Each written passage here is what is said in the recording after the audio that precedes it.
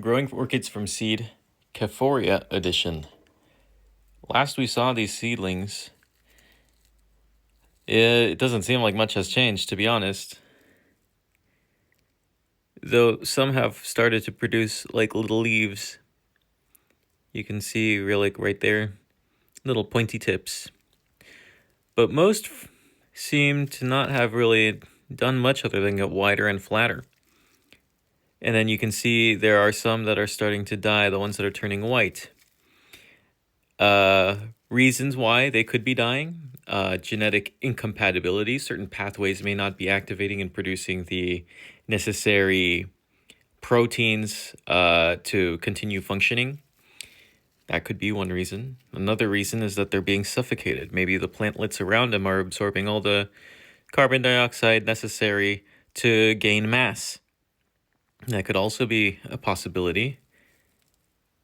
It could just be that they're weak plants. Maybe everything's working, but, just sudden death, like in humans, occasional baby death does happen. There's still quite a bit of water in here, but not as much as there used to be. And given that this plant is very used to high moisture, I think that it won't do badly if there is still a lot of water. Like in the case of my Miltonia that I sowed at the same time, you can't see anything. All you see is seeds.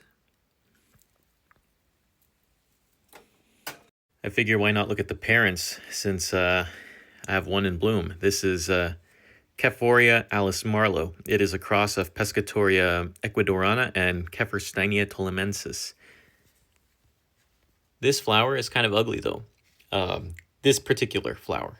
The plant can produce some very nice presenting ones. This one's just pretty bad because the sepals and the petals right here were stuck to each other, and then the flower hardened off in that position, so it was fixed like that.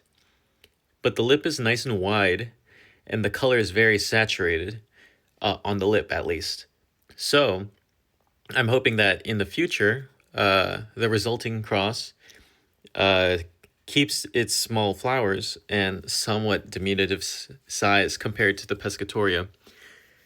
And this is Pescatoria violacea, the plant pollen donator for this cross. And this one is pretty chunky. I'm going to turn it around to see the fans better.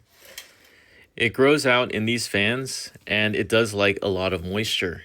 Otherwise, it'll get crinkled.